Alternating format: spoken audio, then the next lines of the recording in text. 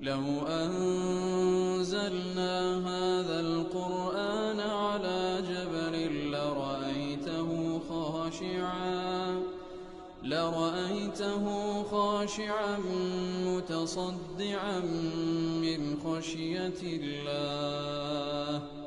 وتلك الأمثال نضربها للناس لعلهم يتفكرون. الحمد لله والصلاة والسلام على رسول الله وعلى آله وصحبه ومن والاه. السلام عليكم ورحمة الله. بەڕێزان خۆشحاڵم لەوانەی 150 سال لەوانەکانی تەفسیر قورئانی پیرۆز بێمەوە خزمەتتان بەمەبەستی ڕەزامەندی خوای گەورە و هیوادارم ئێوەی ئازیز سوودی لێ وەربگرن. أعوذ بالله من الشيطان الرجيم بسم الله الرحمن الرحيم سل بني إسرائيل كم آتيناهم من آية بينة ومن يبدل نعمة الله من بعد ما جاءته فإن الله شديد العقاب. بەڵێ خۆشەویستان، خوای گەورە سوبحانەهو وتەعالا وەکو لە دوو ئاەتی پێشترێش باسی لەو کەسانە کرد کە ئامادەنین فەرمانی خوای گەورە جێبەجێ بکەن کاتێک کە خوای گەورە دەفەرمی ئودخولوا فی السلمی کافە، بۆی کەوا ملکەز بن و پابەند بن بە دینی خوا سوبحانەهو وتەعالا لە هەموو لایەنەکانی ژیانیان. ئیتر فەرمووی ئەگەر زەلەتان برد و بە دوای خوتوات و هەنگاوەکان شەیتان ڕۆیشتن ئەوە بزان کە خوای گەورە عەزیز و حەکیمە، واتە هەڕەشەیە، خوای گەورە هەڕەشیان لێ دەکا و لە دوای ئەوەش فەرمووی ئایا چاڕوانی هاتنی قیامەت دەکەن لە کاتێکەوە خوای گەورە بێ سوبحانەهو وتەعالا حکم لە نێوان بەندەکانی بکا و مەلایکەتەکان چاردەوریان بگرن و کۆتایی بە شتەکان دێ. ئەوجا دەفەرمی سەل بەنی ئیسرائیل، پرسیار لە بەنی ئیسرائیل بکە کەم ئاتەیناهم من ئایەتین بەینە، چەند ئایەت و بەڵگەی ڕۆشنمان پێبەخشین. ومن يبدل نعمة الله من بعد ما جاءته فإن الله شديد العقاب. بەڵام خوای گەورە وەکو قاعیدە و سنەتێک لە سنەتەکانی خۆی بازکرد، هەر کەسێک نیعمەتەکانی خوای گەورە بگۆڕی لە جیاتەوەی شکر بکا کوفری پێ بکا، پاش ئەوەی کەوا لە بۆی هاتێ و لێ ڕۆم بوویتەوە، بزانن کەوا بە بێگومان خوای گەورە سوبحانەهو وتەعالا سزادانی زۆر توندە، شەدید العقاب، سزادانی خوای گەورە زۆر توندە. بەڵێ ئەوجا لێرەدا بەنی ئیسرائیل وەکو چەند جارێک باسمان کرد، ئیسرائیل ناوی یعقوب عەلەیهی السەڵات وەسەلام یاخود بە یعقوبی دەگوترا ئیسرائیل عەلەیهی السەڵات وەسەلام. ئیتر نەوەی با بڵێن نەوەی بەنی ئیسرائیل نەوەی ئەوانەی کەوا ئینتیساب دەکرێنەوە سەر یعقوبی کوڕی ئیسحاقی کوڕی ئیبراهیم عەلەیهیمو السەڵات وەسەلام. پرسیار لە بەنی ئیسرائیل بکە کەم ئاتەیناهم من ئایەتین بەینە، چەند ئایەت و بەڵگەی ڕۆشنمان لە بۆیان هێنا. ئیتر زیاتر وەکو زانایان دەفەرمون بە تایبەتی ئەوانەی کەوا موسا لە بۆیان ڕەوانە کرا عەلەیهی السەڵات وەسەلام، چەندین ئایەت و بەڵگەی ڕۆشنیان لە بۆ هات. هەل لەو تەوراتەی کەوا خوای گەورە سوبحانەهو وتەعالا بە موسای بەخشی و لە بۆ ئەوان وەکو کتاب و بەرنامە و شەریعەت بوو، و هەروەها ئەو دار عەسای موسا عەلەیهی السەڵات وەسەلام، غەرەقبوونی فیرعەون کە بە چاوی خۆیان دیتیان، ئیتر چەندین بەڵگەی ڕۆشن لە بۆیان هات. کەم ئاتەیناهم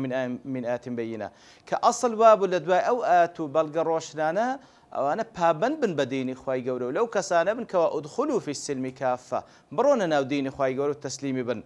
بەڵام ومن یبدل نعمة الله من بعد ما جاءت، بەڵام هەر کەسێک نیعمەتی خوای گەورە بگۆڕی لە دوای ئەوەی کەوا لە بۆی هاتیە. دیارە نیعمە لێرە وەکو زانان دەفەرمون بەمانای ئایەتەکانی خوا دێ، وەکو لە پێشترێ فەرمووی کەم ئاتەیناهم من ئایەتین بەینە، لەوێندا دەفەرمووی ومن یبدل نعمة الله، کەواتە نیعمەتەکە لێرە بریتە لەو ئاەتانەی خوای گەورە کە بەڕاستی خوای گەورە ناز و نیعمەتی زۆرە بەسەر بەندەکانی. یەک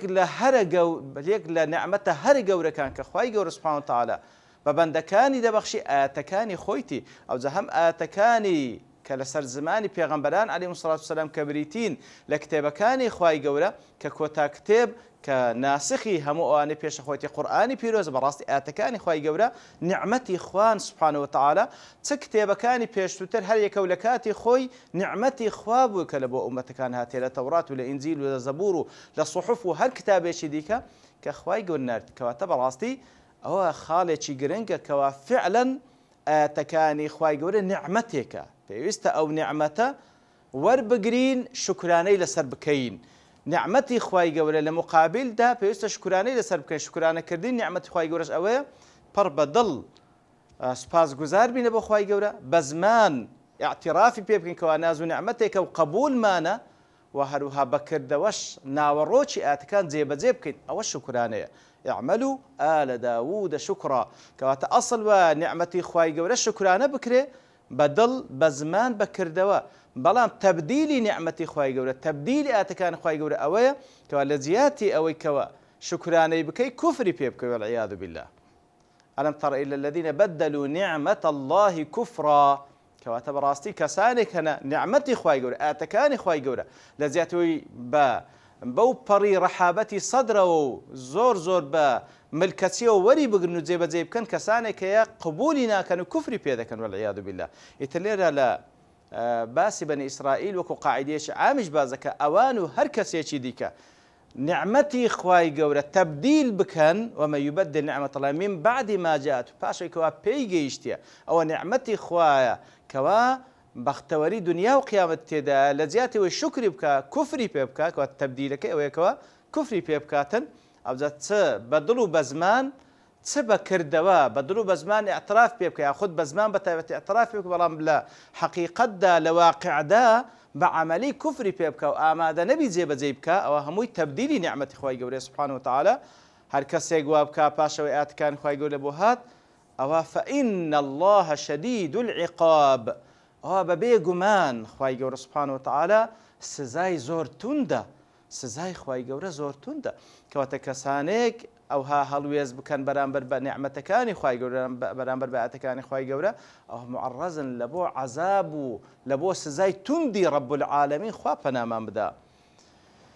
زين للذين كفروا الحياة الدنيا ويسخرون من الذين آمنوا زين للذين كفروا الحياة الدنيا ژیانی دنیا ڕازاندرایتەوە لە بۆ کەسانێکی کافر ويسخرون من الذين آمنوا ئیتر گاڵتە بە ئیمانداران دەکەن والذين اتقوا فوقهم يوم القيامة بەڵام ئیمانداران ئەوانەی کەوا متەقین لە سەروی ئەوانن ڕۆژی قیامەت والله يرزق من يشاء بغير حساب خوای گەورە سوبحانەهو وتەعالە ڕزقی کەسانێک دەدا کە ویست و مەشیئەتی لەسەرە بەبێ حساب و بەبێ ژمار. بەڵێ خۆشەویستان زوینە للذین کەفەڕوا الحیاة الدنیا ژیانی دنیا ڕازاندرایتەوە لە بۆ کەسانێکی کافر زوینە بە مەبنی مەجهول هاتیە چێ ڕازاندیتەوە دیارە ڕازاندنەوەی ژیانی دنیا وەکو لە ئاەتەکەی سوورەتی ئالی عیمرانیش عینی باز دەکا زين للناس حب الشهوات من النساء والبنين والقناطير المقنطرة من الذهب والفضة والخيل والأنعام المسومة والخيل إلى آخر الآية. ئەوانەی ئاعرازەکانی ژیانی دنیا خوای گەورە باز دەکا و ئاماژەی پێ دەکات دەفەرمی هەمووی ڕازاندرایتەوە لە بۆ خەڵکی لێرەش دەفەرمی زوینە للذین کەفەڕوا الحیاة الدنیا ڕازاندرایتەوە لە بۆ کافرەکان ژیانی دنیا کەواتەوە کوزانیان دەفەرمون ئەوە لەوێن دەرێ لە ئاەتەکەی سوورەتی ئالی عیمران دەفەرمی بەعام لە بۆ خەڵکی ڕازاندرایتەوە بە تایبەتیش لە بۆ کافران ڕازاندنەوەی خوای گەورە سوبحانەهو وتەعالە لە بۆ ژیانی دنیا لە پێشچاوی خەڵکی و بە تایبەتیش لە پێشچاوی کافران لە بۆ ئیبتیلایە وەکو لە سوورەتی الکهف دەفەرمی ئینا جعلنا ما على الأرض زینة لها لنبلوهم أيهم أحسن عملا کەواتە خوای گەورە سوبحانەهو وتەعالە ئەوەی لەسەر ڕووی زەویە خوای گەورە ڕازاندیتیەوە کردیتە زینە و جوانی تا ئەوەکو خەڵکی پێ ئیختیبار بکە و تاقی بکاتەوە خەڵکی پێ تاقی بکاتەوە کەوا چێ لە حدود و لە سنووری ژیانی دنیا دەوەستی و وا تێدەگا ژیانی دنیا هەموو شتێکە ئەوەندەی پێی بکرێ ئیستیغلالی بکە و ڕابوێری و بەبێ ئەوەی کەوا حساب لە بۆ ژیانێکی تر بکە ئەوە تێدەکەوی بەڵام هەر کەسێکیش ئەو ژیانی دنیاە بە نعمەتێکی کاتی تێبگا و بە مەمەڕی تێبگا بە مەقەڕی تێنەگا بۆەوەی کەوا ژیانی دنیا وەسیلەیەکە تاوەکو وەکو چێڵگەیە کە تێدا بچینی و لە قیامەت بدووریەوە ئەوە سەرکەوتوو دەبی لەو تاقیکردنەوەیە کەواتە کە لێرەدا دەفەرمی زوینە للذین کەفەڕوا یەکەم جار تەزیینەکە وەکو قەدەرەن لەلایەن خوای گەورەی سوبحانەهو وتەعالە لە بۆ چێ لە بۆ ئیبتیلا و تاقیکردنەوەیە. ئیتر تزييني دوام شيطانيش وزين لهم الشيطان أعمالهم وكل خواي قول سبحانه وتعالى سندين آتك باز لتزييني شيطانيش دكا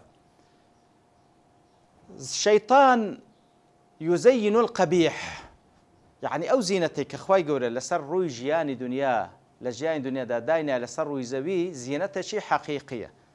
زینەت و جوانیەکی حەقیقیە لە بۆ تاقیکردنەوەی ئیبتیلایە ئینسانی ئیماندار و گوتمان کەلچی لێ وەردەگرت لەوەی کەوا لە حەلال و لە موباح بەکاری دەین لەوەی کەوا پێ بگاتە خۆشی و زینەتی ئاخیرەت کەوا زینەتێکی نەبراوەیە بەڵام کەسی کافر لەو سنوورە دەوەستی تەجاوز ناکە ئیتر